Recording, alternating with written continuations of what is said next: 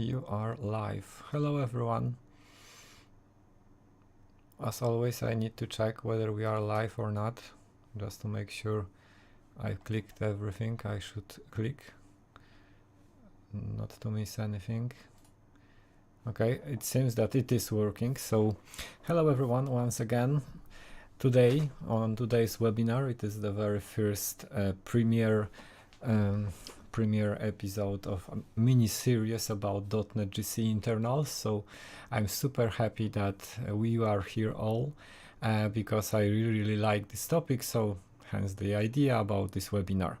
And I see pretty a lot of us are here. So just say hello, and please say hello from where you are watching me, because it is always very nice to see that not only, for example, my family is watching me only, but also some people and folks all from abroad, for example, from Poland. So just say from where you are. And that's all. Let's start, maybe, because we have a lot of topics to cover today, so maybe it will be just enough for the introduction. So let's just switch the slides, and the topic is .NET GC internals, as it was announced. Hello Thomas, hello Amir, hello Leonel, Brazil, Italy, Germany, UK, Dubai even. So it seems that we covered pretty a lot of places all around the world.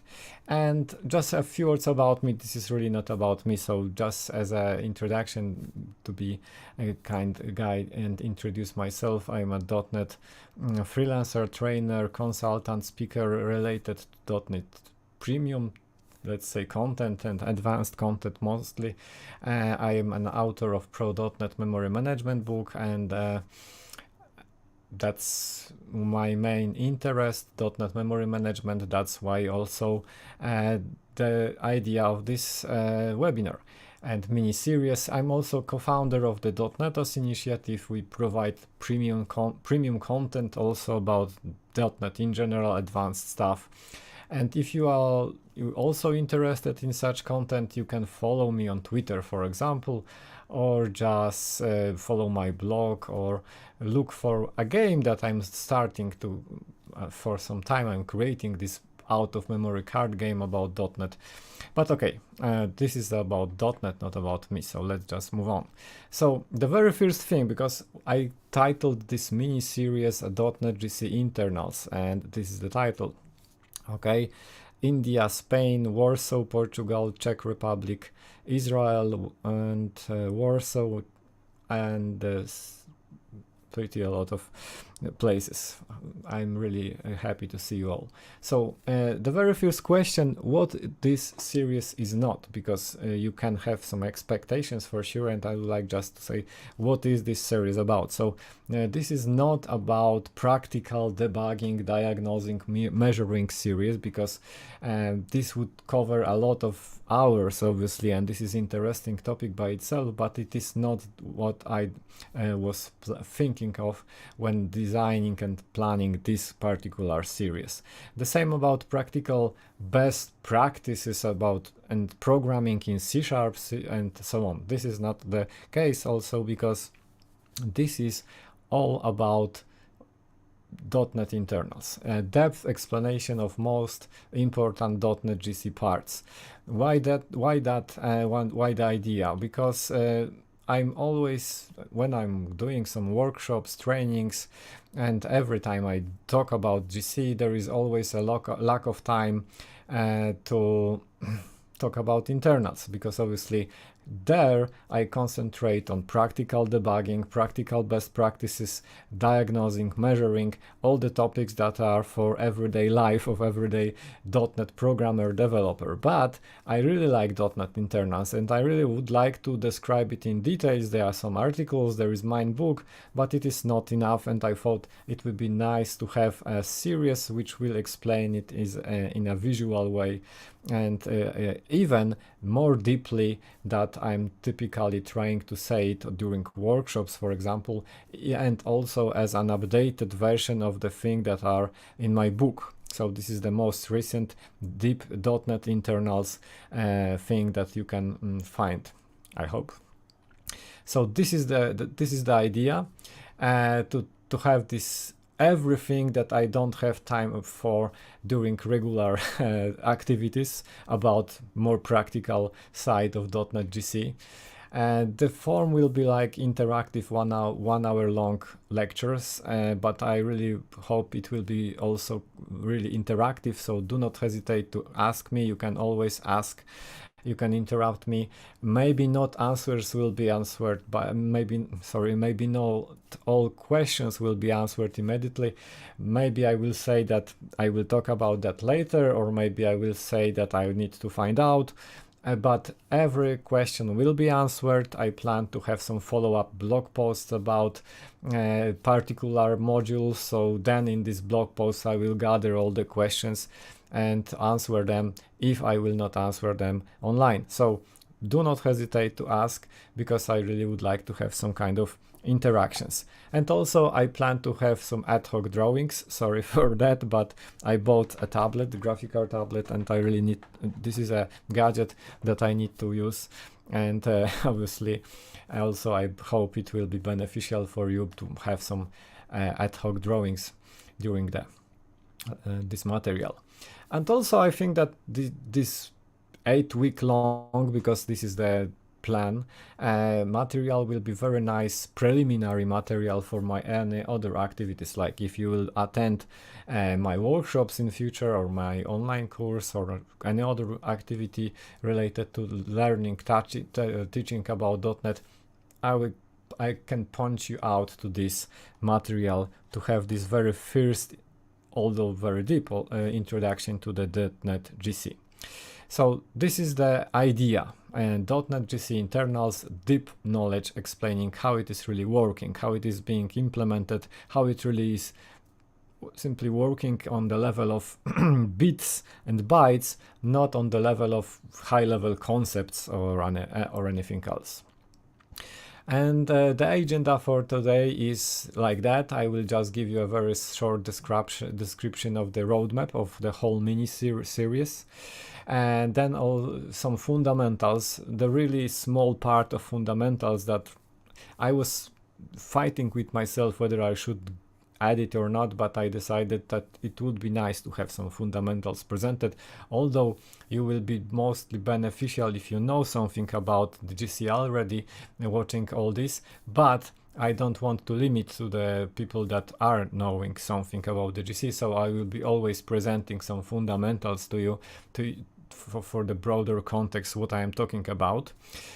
So I will cover here today manual versus automatic memory management, reference counting. Also I will mention Rust, and although it is not in .NET ecosystem, I really like this language, so I will mention a few slides about it. Then go out to the tracing, garbage collection, and also GC in .NET, some basics like what are the types of the GC and a little bit of history.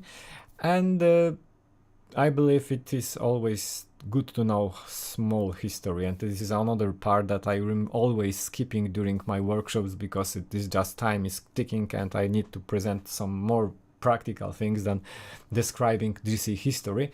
Still it is interesting, so I hope you will find it interesting too.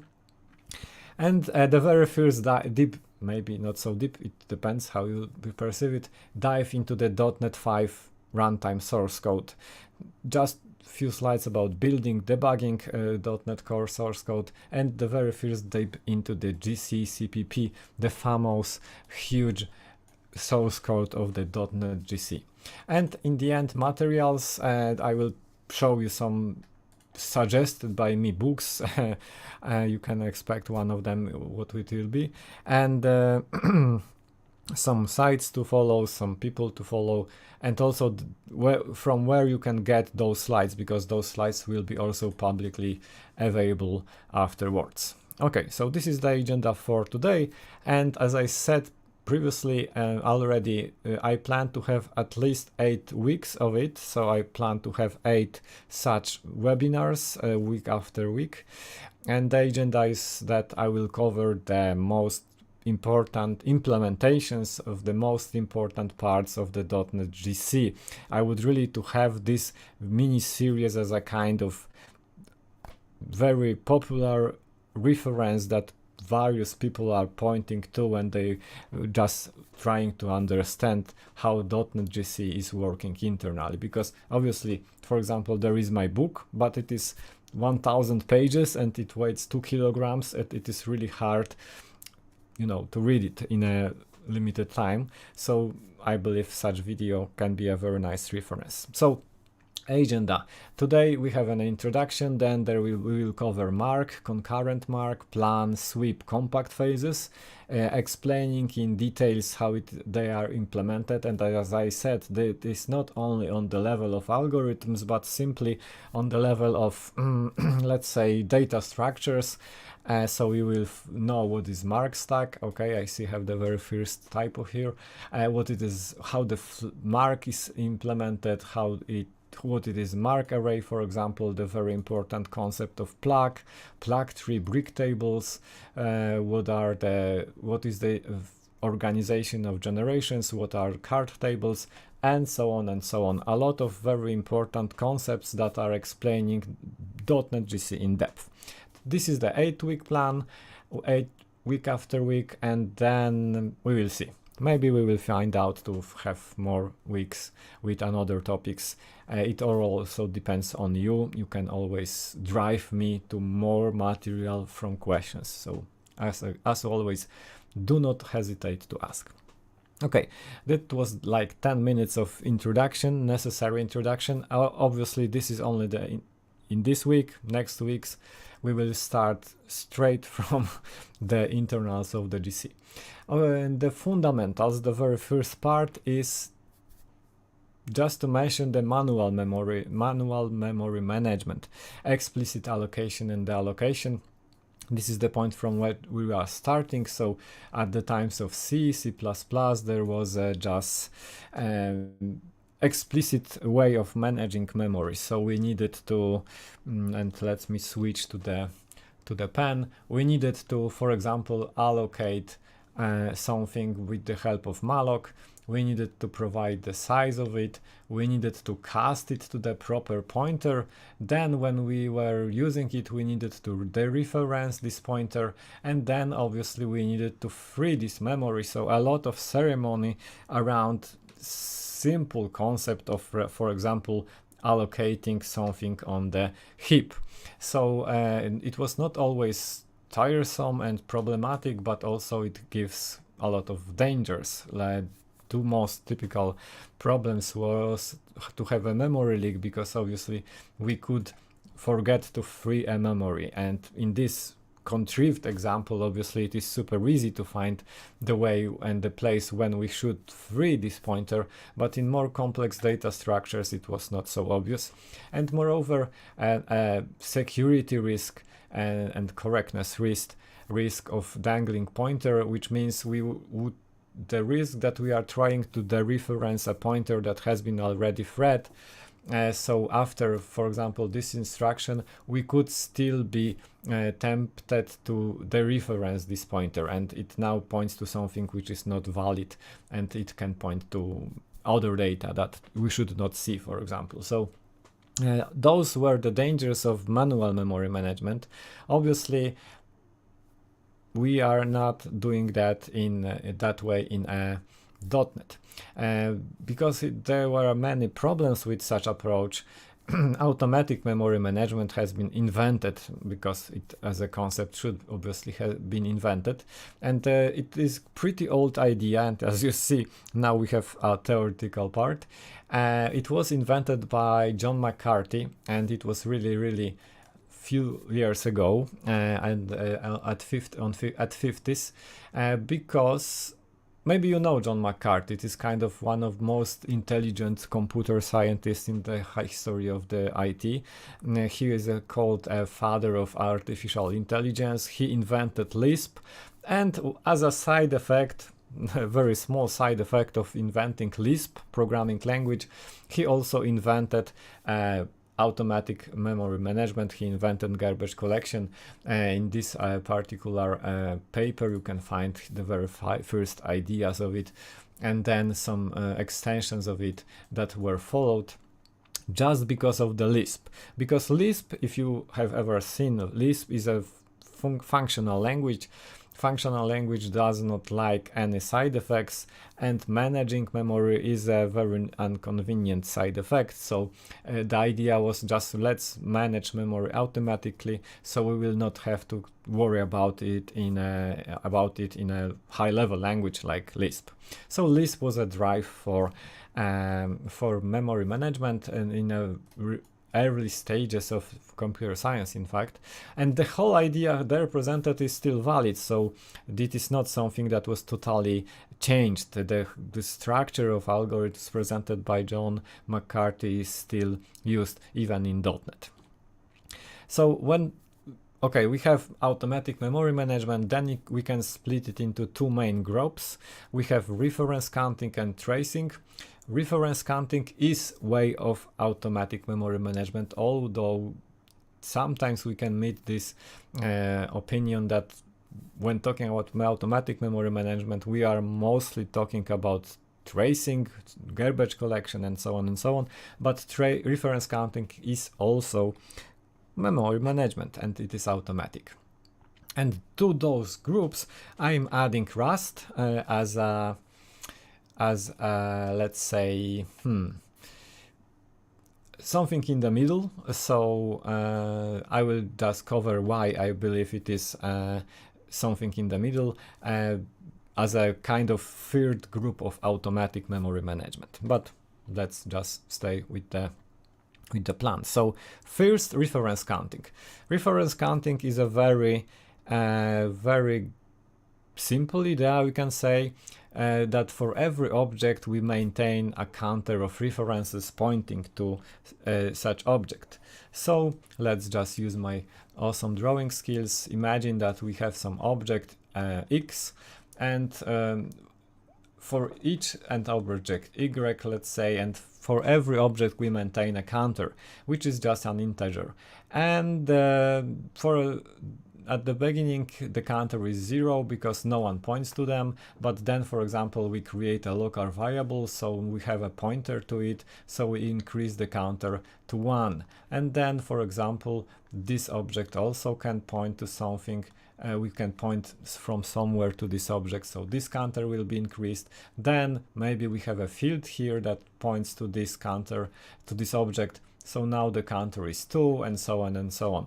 Every time we reference something from somewhere, we increase the counter. Every time that, let's say, this has been deleted, the counter will now drop again to 1, and when we delete this reference, it will drop to 0, and now we know that, okay, no one points it, so now we can just reclaim memory after this object. And conceptually this is pretty easy to understand, and what is good is that it does not require any runtime. It can be implemented by the type system, by language itself. So that's why various types of shared intelligent smart pointers in C++, for example, are typically using this reference counting idea. There is a type, for example, shared pointer in C++ that is maintaining this counter, and it just, by overloading assignment and so on, other operators, is maintaining this counter, reference counter. If you were using COM, it is also based on counters. Every time you create a component, you need to manually increase the counter, then you need to remember to decrease the counter, and so on and so on. So conceptually it is pretty straightforward. It has some advantages. Like the main two advantages is that it has the deterministic immediate the allocation. So every time an object counter drops to 0, we immediately know that this object is no longer needed. This is pretty important advantage, because there is no delay. As long as we really don't need a particular object, we can get rid of it. And another advantage is incremental work. So we don't like we are doing this all the time. Every time we assign a reference to something else, the counter may drop to 0, we can reclaim the memory. So while the application is working, all the time we track all those references, the counters, and then we immediately release it. So it is kind of incremental ongoing work that is just spread through the whole lifetime of our application. So it is pretty nice. And the simplest, let's say, implementation, the simplest concept of the reference counting is pretty also easy to implement, which may obviously we may complicate. But there are some disadvantages. The most important one is the mutators, so-called mutator overhead. By mutator, we understand the thread executing user code, your code.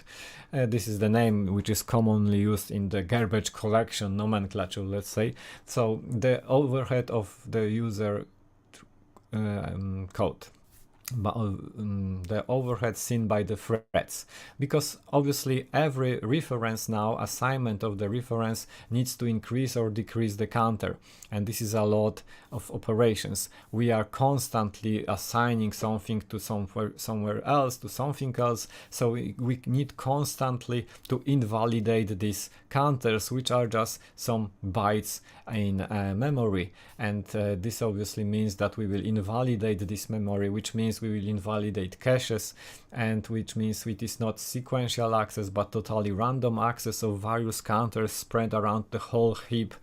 And it is also problematic from the multi-threading point of view, because we can have a cache, because of the cache coherence algorithm, we need to maintain the same view of those data seen from various CPUs. So those are the overheads that are really problematic in this implementation, and because of this mutator overhead, it is rather not the default decision when someone is implementing automatic memory management. Simply this mutator overhead, which is constantly ongoing, is too big to make it fast.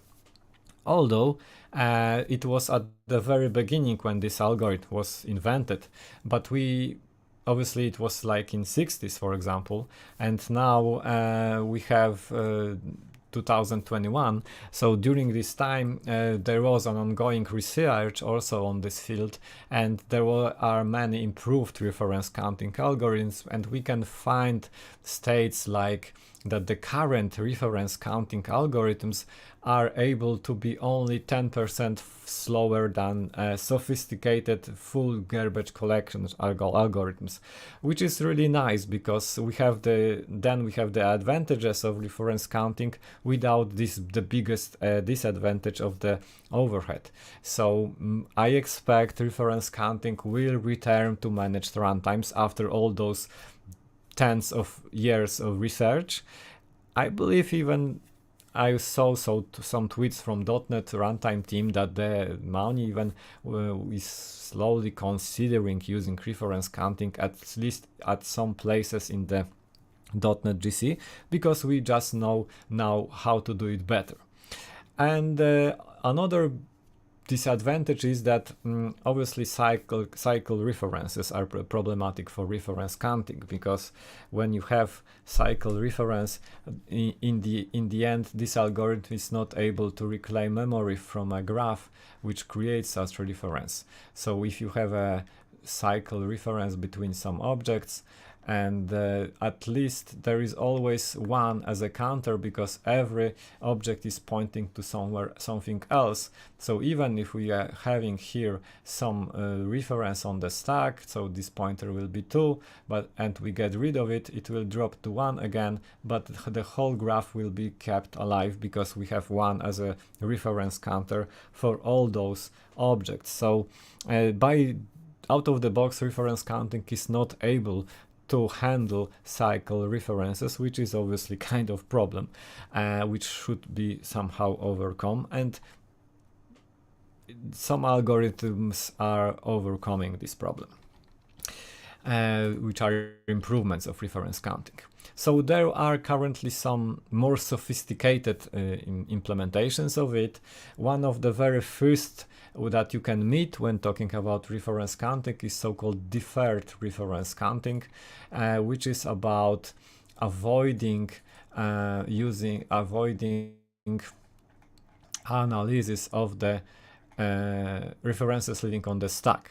So deferred reference counting, as we can find on this memorymanagement.org page, which is kind of dictionary related to those topics, it reduces the cost of maintaining references by avoiding adjustments when the reference is stored on the stack, because obviously a lot of references are stored on the stack, so maintaining them can be problematic and can introduce an overhead. So when we get rid of tracking references from the stack, we get rid of a significant amount of references. Obviously we need somehow to handle it, so there is something which is called zero count table, and when an object counter drops to 0, it means simply that, okay, it means there are no references to these objects from the heap, but there may be some references from the stack. So this zero count table is simply a list of objects that has counter that dropped to 0, and periodically the stack is simply scanned and to see whether those objects in a zero count table are indeed referenced from somewhere or not. So this is one of the improvements that you can meet. Also, we can mix reference counting with a regular garbage collection, and this is happening in Python. If you are using Python and you know someone who is using Python, you can enlighten him with the knowledge that it has a mix of the reference counting and the regular GC to overcome this problem of cycle references. So regular work is done by the reference counting, and only periodically the regular GC can kick in and get rid of those cycles also. And we can even disable this regular GC and rely only on reference counting in case of Python.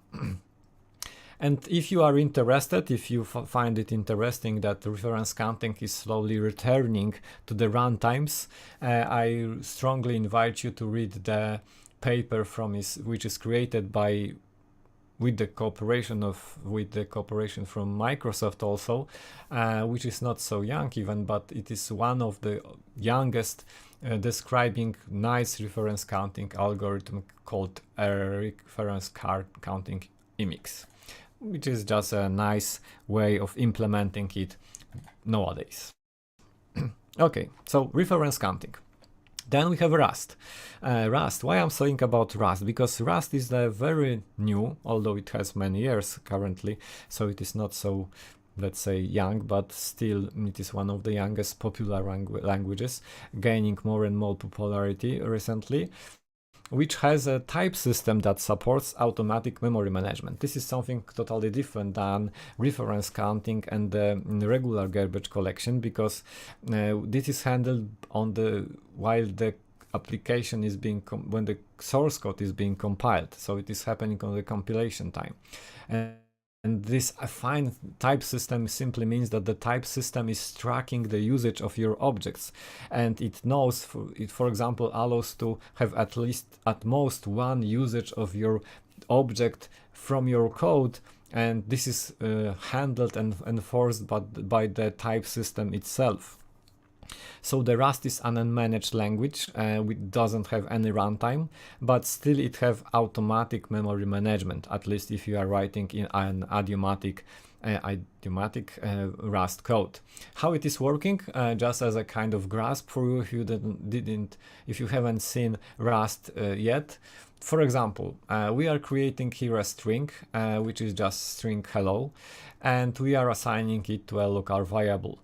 And then we are doing something which is absolutely totally normal in C# Word. For example, we are creating another local variable and we are assigning the same string to it. So from the perspective of, let's say, .NET ecosystem related people, we have now a string with the content hello, and it is living somewhere on the managed heap, for example, probably, and we have one local variable pointing to it, and we have another one which is pointing to it. This is totally normal in the C#, for example.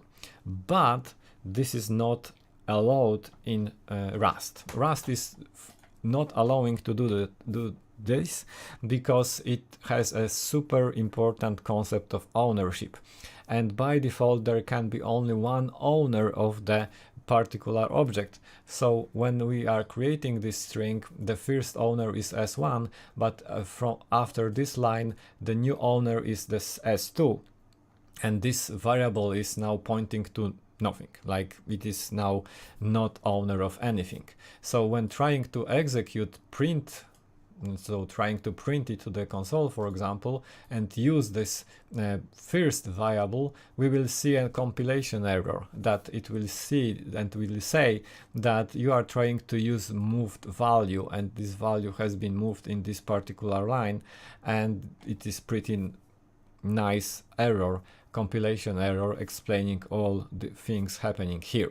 So the ownership of the string has been moved, and only s2 is now an owner of this string. We cannot use s1 anymore. And what it gives us in terms of automatic memory management is that there is always one owner, and when this owner dies, we can now reclaim the memory after what it was pointing to. So when the s1 is running out, s2 will be running out of scope, we know now that this is the point when we can inject a code that will be responsible for reclaiming memory from the thing that it was owning. So in this case, from this string. This is pretty nice thing. This ownership is also used by in more sophisticated ways, obviously. So you can pass an ownership to a method, to a field of another type, and so on. So Rust will take care at the compilation time about all that. This is pretty sophisticated thing, and that's why it is very nice word connecting automatic memory management with a very low cost abstraction of it, while creating fast unmanaged code without any runtime. So thanks to this very strong ownership concept, the Rust compiler is always it has always the knowledge when it can inject a drop method, which is kind of destructor that will destroy an object that is no longer needed. That's very nice concept. And there is also, you can think, okay, so now I have a problem because I have a string, I'm passing ownership to some method, and now what? This method has swallowed this string, and because it was the ownership of it has been passed to this method, and it cannot be passed out, that cannot be passed outside. So there is also a borrowing concept. Some method can borrow a string, which will just a way of saying that this method can use this string but cannot, it doesn't make this method an owner of this string, and so on and so on. So ownership and borrowing are super important concepts that allows you to automatically, let's say, manage memory in case of Rust. I needed to explain this because it is really something in the middle, exactly in the middle between unmanaged and managed code. But then we have another main type of automatic memory management. I've covered reference counting, and now we have a tracing. And tracing is the thing that is typically connected with the garbage collection. It is about occasionally tracing what is being used and occasionally reclaiming this unused memory. That's why we are calling this tracing. We need to trace what is used, and because we need to trace it, typically we need someone to do that. We need a runtime that will help us to do that, and because of that, tracing is typically implemented by some runtimes. And when we are talking about Ruby, .NET, Java, and other managed runtimes, they are all using tracing garbage collection. Advantages of them are that they are simple to use, like you have only allocator, you are newing up objects and you don't care. There is nothing that you need to worry about, like cycle references. You don't need to think about counters increasing, decreasing, and all that stuff. You are simply allocating objects, and that's all. At some point in time, they will be deleted. Another super important is that they are faster, like the overhead on the mutators is smaller because they are not having so big, we can almost say there is almost zero overhead during a regular work on the mutator. So the application is running without any overhead, and only occasional pauses are introduced to make this tracing working. So from the point of the, let's say, pauses introduced by the GC that can be seen, this is a faster approach. We don't have this huge mutator overhead of reference counting. And another nice thing is that it is handling cycle references out of the box, because the tracing will handle it without problem. So we don't need to be worried about cycle references.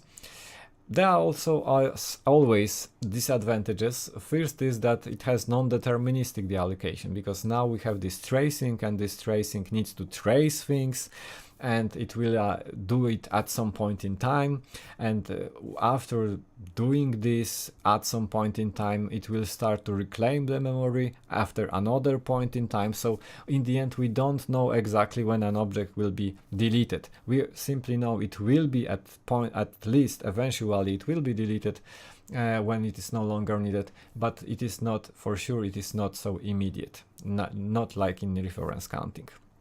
Another thing is that tracing is not completely pauseless, so there is not thing like pauseless, totally pauseless GC. We need to introduce some pauses to make this tracing. There are GCs that are more pauseless, GCs that are less pauseless, but still there will be some pauses introduced, and obviously pauses may be a problem because they are stopping the whole application. So from the perspective of interactiveness of the application, for example, we would like to have these pauses as short as possible, and this is one of the main fields when we are and when people are optimizing the GC, and this is also the field where current .NET Runtime team is implementing features reducing pause times, because pauses are the most problematic from this point of view. Okay, we can say also that they are harder to implement than, for example, simple reference counting, but your image may vary. It's always depending on which particular algorithm you have selected. So this is not so important disadvantage. It can be even not seen as a disadvantage. So we have those building blocks, and then GC in .NET. GC in .NET, first of all, we have various runtimes. We should remember about that. We have various runtimes. Again, as always, remember about asking if you have any questions. So we have various runtimes, but only few GC implementations. Luckily for us is that the most important, the most common ones, runtimes like .NET Full, .NET Framework, .NET Core, and now .NET 5, have the same GC. We can say almost the same GC. There are some differences, but the code is like 99% the same, and the whole concept is exactly the same. There are some smaller or bigger differences, but they are really minor in terms of the concepts, how the GC is working. So those three runtimes are having the same GC in the end. We have Mono, which is also important runtime because currently it is running and it is used by the Blazor WebAssembly, it is used by the Xamarin, and it is used by Unity, a game engine. So three important things are using Mono. But Mono has totally different memory garbage collection. It is also tracing garbage collector, but it is different. It is generational like the .NET GC, the full .NET GC, but I will not cover Mono here at all. Probably there could be another mini series about the GC implementation in Mono. And then some less popular runtimes like .NET Compact Framework, which is so minor that probably no one cares so much, which had some slightly different GC, and the Silverlight, sorry, rest in peace Silverlight, which is also based on the .NET Framework GC. So if you are using Silverlight, this is the same concept like .NET Framework from times 4 point something. So a lot of runtimes that you can use are using in the end the same algorithms. And also this is important because all this mini series is about .NET 5, but I would say 99% of those implementation details are the same for full framework and for .NET Core 3.1, 2.1 and so on and so on. Okay, then we have several flavors of the GC. The whole concept is exactly the same as it is tracing GC, and we have those differences, small tunings, let's say, in the concepts on the field of concurrency. So the very first flag is about the concurrency of the GC, and the second flag that we can use is kind of type of the application. And so in the end we have 4 flavors. And this is important in some practical usages and also from the point of view of the implementation, but still most of the time I will be not covering those differences so much because the implementation details are not so different. Obviously, if there will be some differences, I will mention them. So we have 4 flavors of the .NET GC. What is important for this lesson, for this week, is that they are all regular tracing garbage collections without any reference counting usage. So this is important for you to remember. If you were not aware of that so far, it is all tracing garbage collection. I will explain all the details during those 2 months or so, but there is no reference counting usage inside. It is all tracing.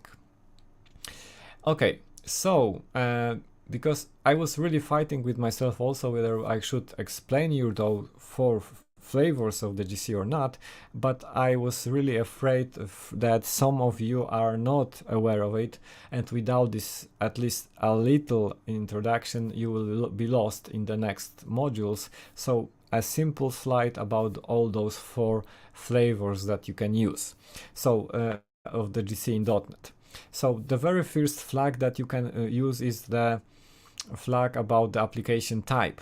You have a workstation GC, so you can use a workstation GC which is solely designed and is mostly concerned about the responsiveness of the application, that are interactive and are UI based. So it is mostly concerned about introducing as short pauses as possible, because every pause obviously can be noticed by the user because we are stopping the application. So pauses as short as possible is the most important thing for the workstation. Moreover, because it is mostly designed for the UI based applications, and we have many UI based applications in our system, like we have Spotify, Chrome, Outlook, and other stuff running in our application on our machine. There are many such applications, so we are trying to be a good citizen and try not to use many resources. There is a single managed heap and only up to 1 thread dedicated to the garbage collection purposes. Other thing is about the server GC, which is designed for simultaneous request-based processing, which will be mostly concerned about maximizing throughput, so to process as many requests per second as possible. It will be the main concern of the server GC. And again, it is different because it is give me all citizen in the system. We have few such applications on the server, so we were trying to utilize all the resources of the server. So we will, for example, have as many threads dedicated to the GC as logical cores on the server. We will have as many managed heaps as logical cores on the server again. So a lot of more aggressive resources that will be used to make this throughput optimized. And this is the main difference. Then we have the concurrency flag. So we can use a non-concurrent GC, which means everything is made during the pauses. So those pauses are commonly called stop the word. So we have the stop the word, a pause, and all the GC is done within this pause, which is obviously very simple approach, which introduces bigger pauses, obviously, theoretically, because now we need to do all the job of the GC during the pause.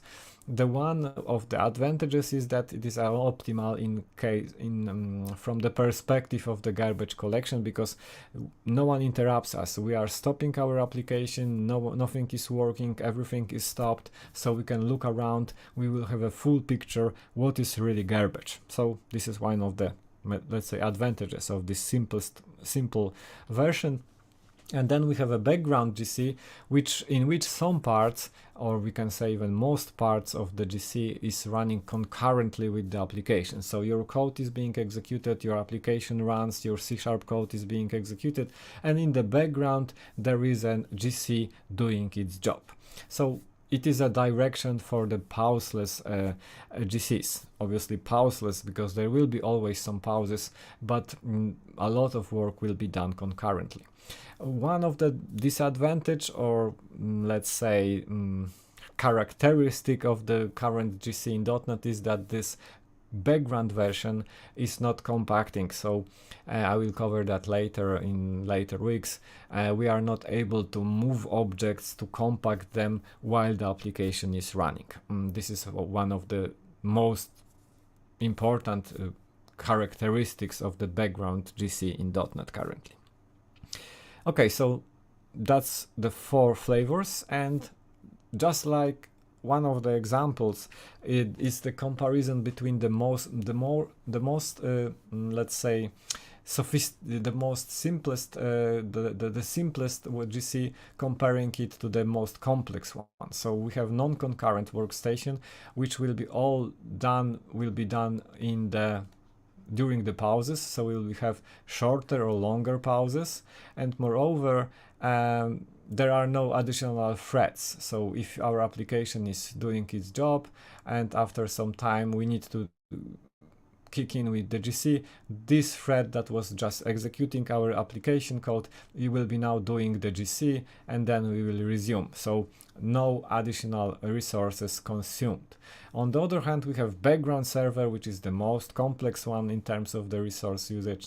So we have 2 threads here executing application code. Sometimes this application code, sometimes we trigger the pauses, but as we see here, and as I try to illustrate it, the pauses are much smaller, although they may be more frequent, they are much smaller. So from the perspective of the responsiveness, it is much better. But we have, for example, here 4 threads dedicated to the GC, assuming that it is running on the CPU, on the machine that has 2 logical CPUs. We have a pair for every such CPU, so we have a pair of threads for every CPU. In the end, we have 4 GC threads for the GC purposes. We will be having also 2 managed heaps, bigger memory usage, and so on and so on. So there are some differences, and also I will cover them in later on. But what is important here to understand when I will be describing more details in the future is that the most significant difference is the single managed heap in case of workstation and multiple managed heaps in case of server, to split, to parallel the work in case of the server GC, because parallelization is one of the nice ways of making bigger throughput. Okay, so that was one of the very short introduction to those 4 flavors, and then a little bit of history. So we can clearly say that the author of the .NET GC is Patrick Dusut, which was responsible for garbage collection algorithms when the .NET framework was created, and he was collecting garbage at Microsoft, as his son said. And Patrick is a really awesome guy that you can watch him. You can watch few interviews with him on Channel 9. He is describing the very first moments of the .NET, because he was one of co-founders, co-creators, let's say, of the .NET Runtime. Really very interesting stuff to watch if you are interested in the very beginnings of the .NET Runtime and the .NET itself. So he was the one that invented it. And the story goes that we can follow from those interviews, and also I've contacted him during the book writing just to confirm some things. And the story goes like that, that at some point in time, very old times, when everyone was young, Microsoft created ECMA standard, their own implementation of it. A pretty popular one was called JavaScript, but because of the trademark issues, Microsoft was trying to overcome the trademark issues. They created JScript as a as a JavaScript for Microsoft. And this is also a language that is requiring to have an automatic memory management, so it requires runtime. And this runtime was a prototype of the .NET runtime in the end. We can say that in a very, very general statement. So the JavaScript runtime was prototyped by 4 persons over a few weekends, as what it said, and it contained some GC prototype that was created by Patrick Dusut for the needs of the JavaScript. And that was the very first initial idea how it can be implemented. It was using so-called conservative approach, which is, let's say, simpler because it doesn't support stack scanning, but I will return to that. It was simple tracing GC prototype. Then, after I don't know how many months or years, or maybe it was a very similar time, Microsoft also was experimenting with their own JVM implementation, because even before .NET was created, Microsoft was thinking maybe we could create our own JVM implementation, because Java and JVM was getting popular. But because of licensing, in the end we know they created their own runtime, which is called .NET, but the idea to prototype JVM implementation was also validated, so there was something like JVM runtime created by Microsoft, and Patrick was also involved in this project, and he then created it was also obviously using garbage collection, and this garbage collection was based on the same prototype that was created for JavaScript. Then, because they were not super happy with this prototype, they created another JVM prototype with a better generational GC, and this one was created in Lisp, also by Patrick Dusut, because simply he felt better and more comfortable in Lisp as a prototyping language, because he was known it better, and also because of the debugging support and so on and so on. It was a nice language for him to experiment, and that was the very first generational GC prototype created for the need for this JVM runtime. And then, because the runtime was written in C++, obviously, he wrote a tool that transpiled the Lisp version to the C++ version.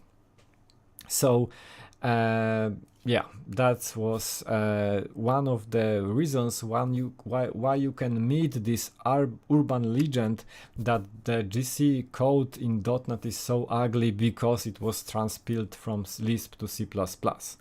Unfortunately, it is not so super true. It is like a half true, because yes, there was this point of transpilation. By transpilation I mean translation, automatic translation, when the prototype of the generational GC was translated from Lisp to C++ and used in the JVM runtime prototype.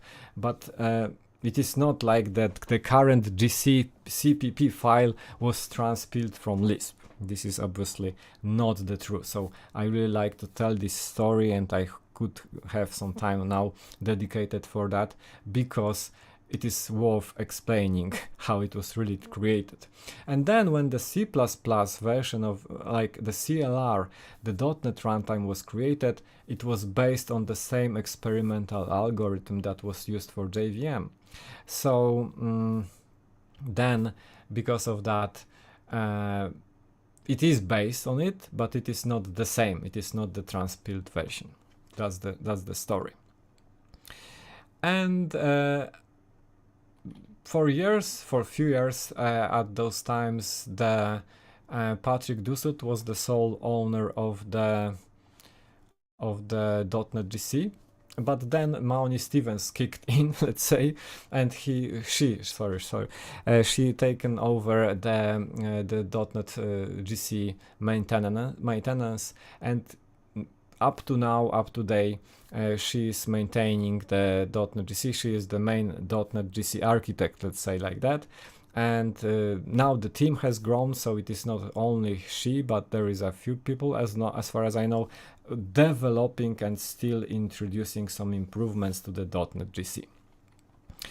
Okay, so we have it. And then we could explain, and we can move to .NET Core source code, because it's like 1 hour slowly, so we need to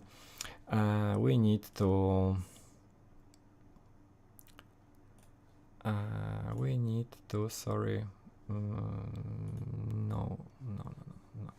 Okay, so we need to speed up a little, and .NET Core source code. Maybe you know, or maybe you don't, that .NET is open sourced. So .NET Core is open sourced. We are really happy with that. Now we have 3 repositories for .NET source code, and this is also worth explaining. For years, since the very beginning, .NET runtime source code was called .NET Core CLR, and additionally we had a CoreFX as a set of the basic libraries. All the standard libraries were there, and that was the case for the .NET Core up to 3.1. But for .NET 5 there was this pretty huge initiative to merge both runtimes, and now we have .NET Runtime repository, which contains both the runtime itself and all the standard libraries, which is pretty beneficial, because a lot of features is spanning both on the runtime and the standard all the libraries. So it is just better way of maintaining all the changes to have the same repo for both the runtime and the libraries.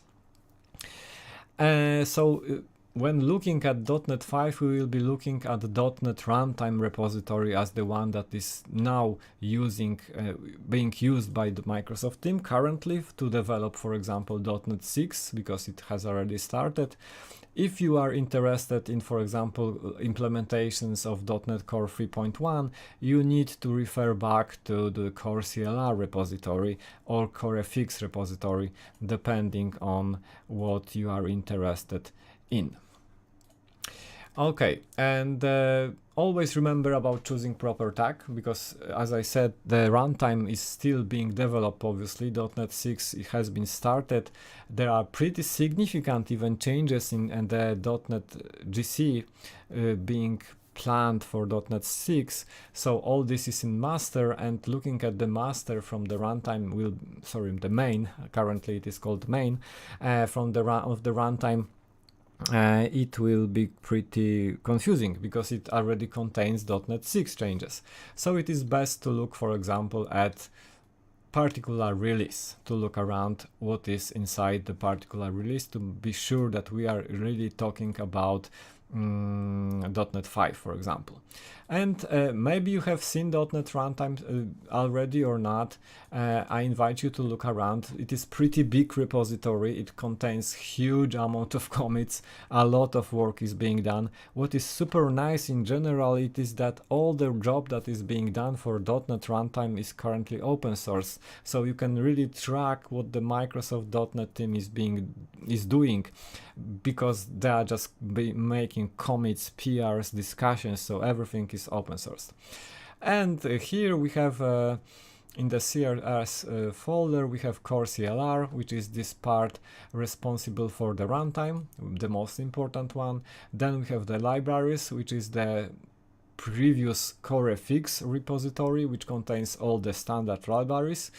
And then mono, because obviously this is slowly merging all together to a single runtime. So call CLR, and here call CLR we can spend hours describing what's inside, but if you would like to see the GC itself, it is the in the source repository, in the source folder there is the GC folder, and mostly I could say 99% of the GC is inside this folder. And this is the GC that we will be analyzing, and I will explain them. I will explain to you what's inside. And here we have the famous gc.cpp file that is big. As you will see, gc.cpp is so big that even the GitHub is not supporting to view it, which is problematic because it also does not support indexing it. When you are trying to find some keywords or variables names or function names, gc.cpp will be just omitted. So unfortunately, on searching on GitHub will omit it because it is so big. It is big, right? It is like over 1 megabyte of source code. And don't worry, I will try to drive you through the most important parts of it. Building .NET Core, I will skip it because it takes half an hour, so I will not show you this process. Instructions are pretty good described, so if you are interested in, for example, looking at the source code, I invite you to build .NET Runtime, mostly because it will produce the solution file. So because the way how .NET Runtime is being built is a pretty complex thing. It is not that you have a solution that you open and you click build. It is using CMake and other build, MS build and other stuff for building, for automation of building based on scripts and other magical things. So you simply invoke build CMD, for example, on Windows, and it will be built after half an hour, but it is done on the console, let's say, in the command line. And one of the artifacts that are produced by the build is the solution file. So if you would like to look at the source code of .NET Core from Visual Studio, you need solution file, and you don't have a solution file, you need to build the source code, and then you will be able to open it, and also you will be able to debug it, because the debugging also, it is pretty nice to debug it from the Visual Studio. Instructions are pretty straightforward. You need to do some magical things to comment, not to comment, but to configure Visual Studio debug properties with the proper, let's say, parameters, but they are pretty easy. So in the end, after building the .NET Core source code, you will be able to debug it if you will be interested in debugging such a huge thing like .NET Runtime. And we can do that. I even prepare it to show you that it is possible. After building .NET Runtime, I have this huge solution that contains the .NET Runtime code with a lot of projects, more or less important. And after following the whole instructions for the debugging .NET Core, we can press, let's say, F11, and we will start debugging the .NET runtime code. I hope it will work. It was working previously, but we will see. So while doing that, I will skip to, maybe not, it will work. Oh, okay, so we see that the very first line that debugger stopped is the main method of the core run, which is the host used by the debugging approach suggested by Microsoft. So we are hosting our .NET application with the help of core run.exe, and this is the very first code. If I hit F5, I will stop somewhere. I created a breakpoint in, for example, initialized garbage collector method, and now I can follow executing and initializing GC and the things related to GC. Obviously, there is a lot of things that we can follow and try to understand. It can be a little bit overwhelming because it is so much things to do here. And one of the goals of these webinars is to show you how you can and when you can look around to understand various, let's say, places, various functions of the GC, when you can debug to understand it better. So debugging works, that's nice, and it is like 1 hour of preparations probably to have it debuggable. Also, you can use WinDBG if you like, but due to the time I will not show you that, but you can also use WinDBG or Visual Studio Code. Okay, so I promised we will deep dive into the gc.cpp file, and yes, this is a very big file, and you can sometimes meet some jokes about that it is so huge. It is, again, it is not because it was transpiled from Lisp, it is just because it is so huge amount of things to do in the GC. And the gc.cpp is obviously a C++ based class file that contains few classes. I've checked, it contains almost 40,000 lines of code, and it is over 1 megabyte, as I showed you previously. We can, I try to find it here, gc.cpp.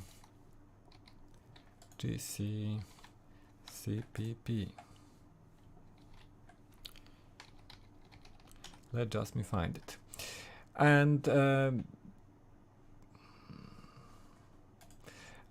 in the meantime, what is important, it is really huge. It is like 40,000 lines of code. It contains only a few classes. Some methods takes thousands, maybe not thousands, hundreds of lines. So it is really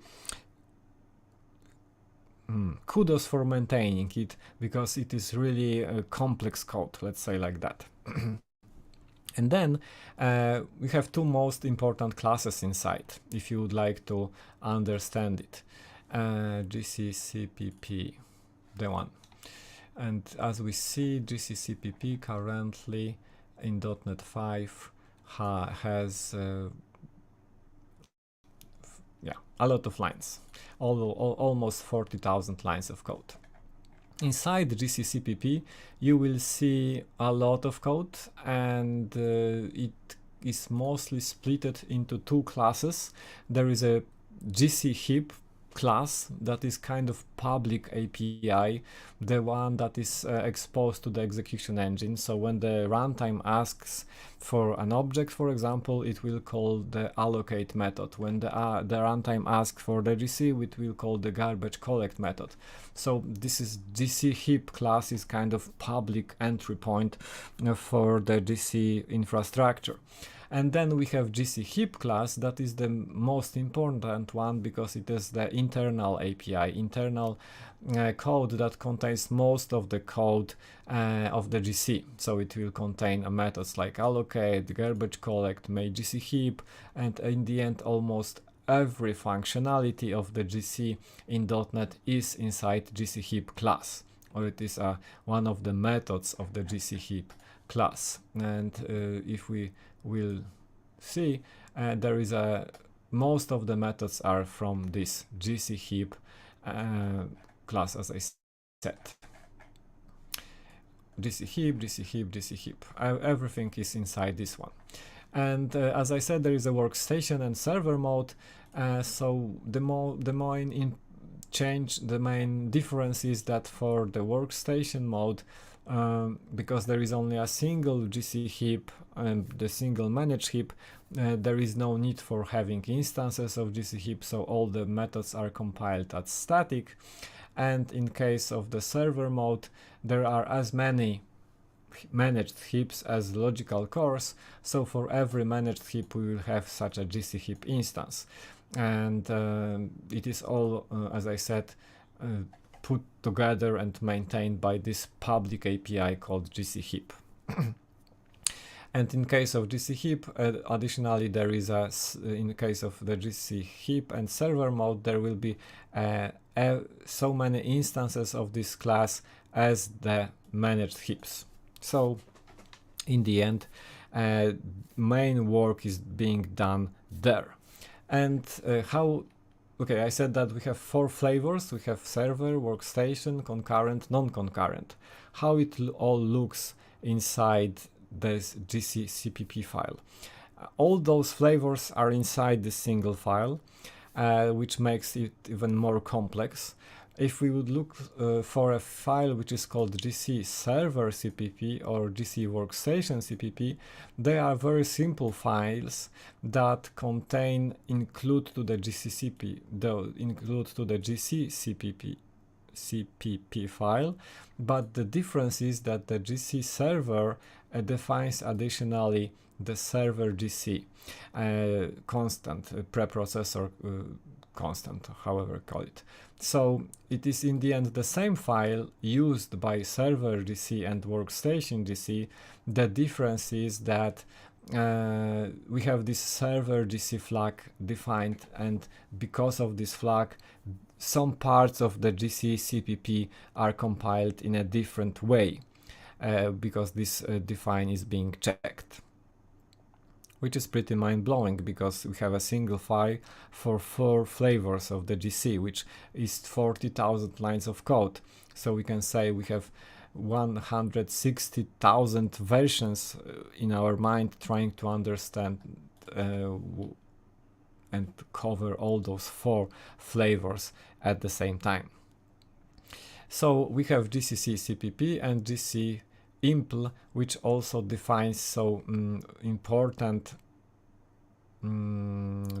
constants, and one of the most important ones is this multiple heaps, because although we have this server gc defined here, this server gc triggers that if the server gc is defined in the gc impl h file, it will define multiple heaps constant, and this multiple heap constant is pretty important, as you can see here. So if server gc is defined, we defined multiple heaps, and you will see these multiple heaps in hundreds of places or even thousands of places in gc.cpp, because it is the main flag that makes the difference between the server mode and the workstation mode, which is this mode which has multiple heaps or only a single heap. And because of that, this multiple heaps is so often visible in the gc.cpp file. And it is the difference between those 2 flavors. Okay, and then I said we have, and what's the funny part is that we have then so huge number of if-defs inside gc.cpp. So if multiple heaps is defined, for example, some method can expect additional arguments. If this is defined, there will be some additional parts of method being compiled. So we have single method like here that will cover both workstation and server mode, depending whether it was compiled with this constant defined or not. So it is pretty complex thing to understand then, because we have a single method covering both paths, covering both flavors, and we will see this a lot of such if-defs inside code.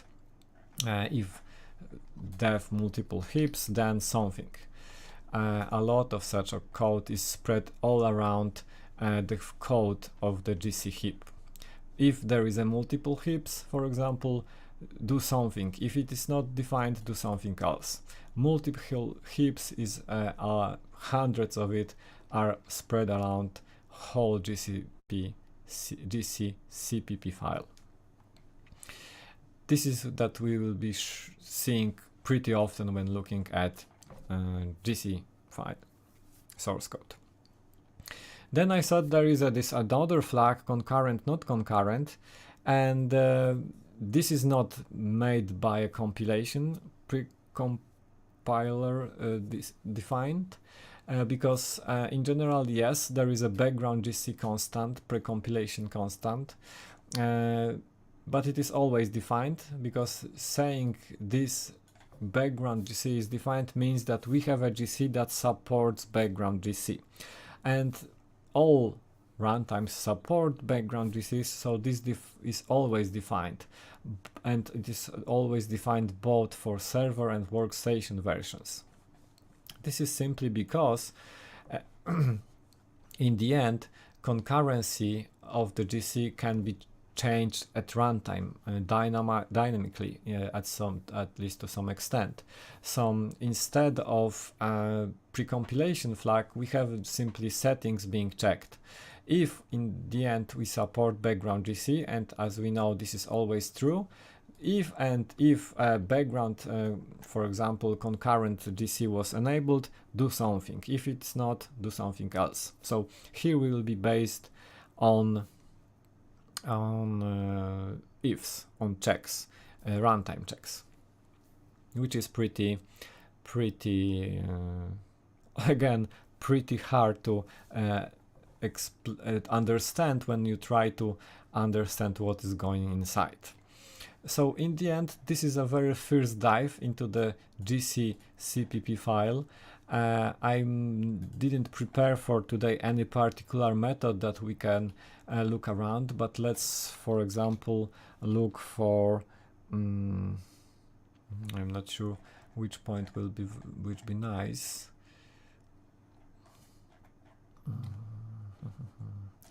Let's look around.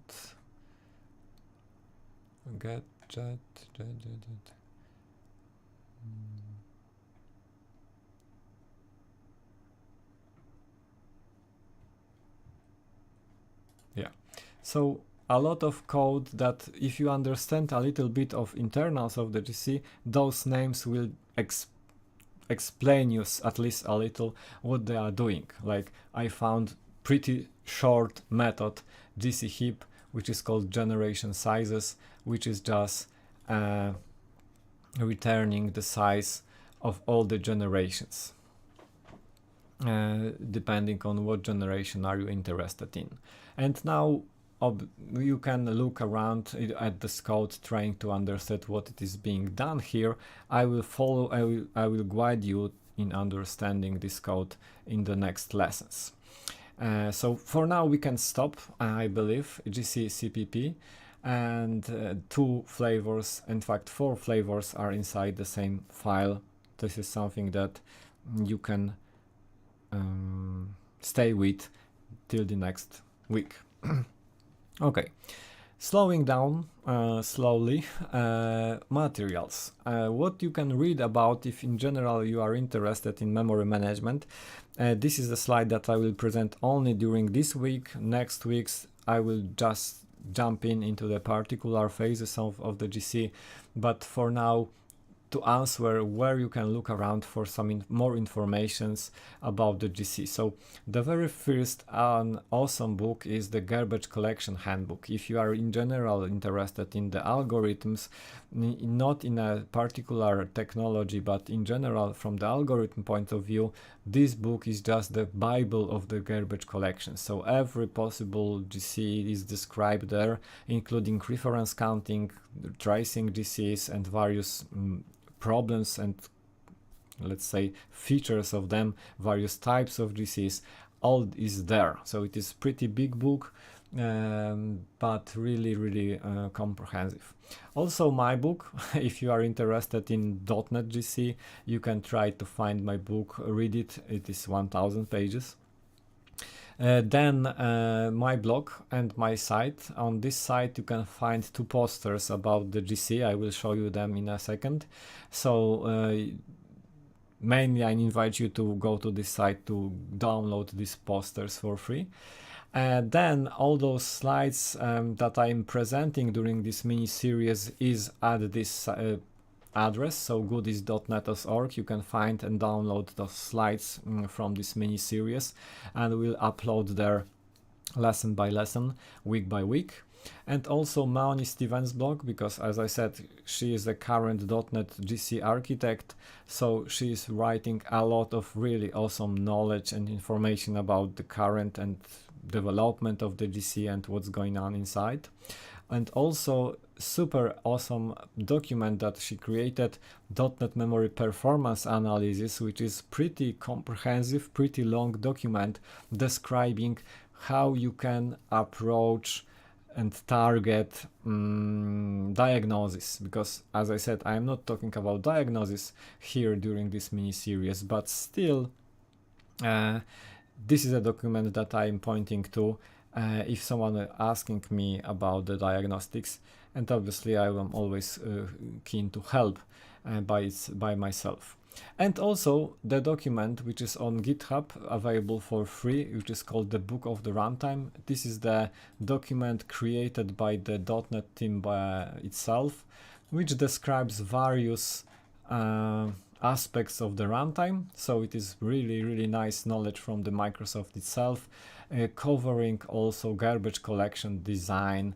So high level description of the GC is here, with some details that I will also cover, but yeah, here are some documents, and although also other things that you can try to touch, like stack walking, type system, JIT, threading, and so on and so on.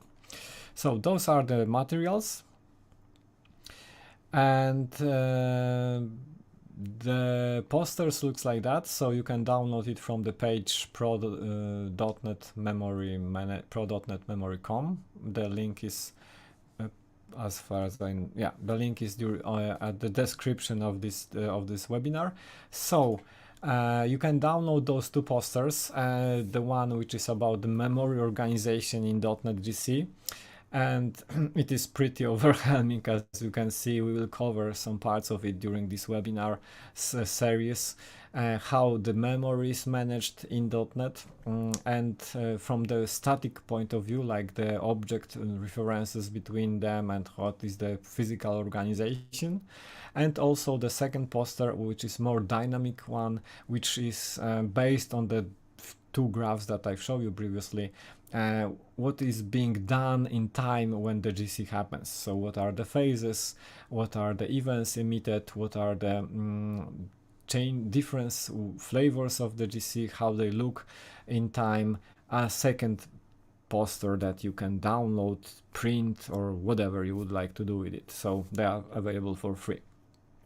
Okay, so that was the introduction from my side, and this was the very simple, let's say, webinar. The next ones will be more in-depth, because we will start to cover the particular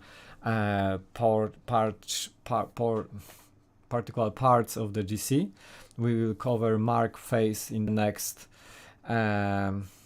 week, which I'll explain to you how the mark phase is working and why the mark phase is so important.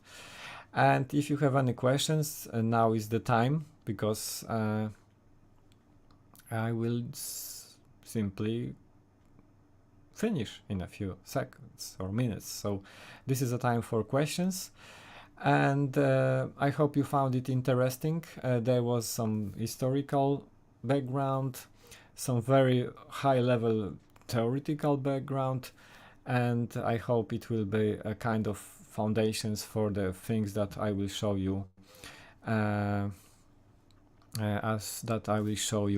in the next weeks.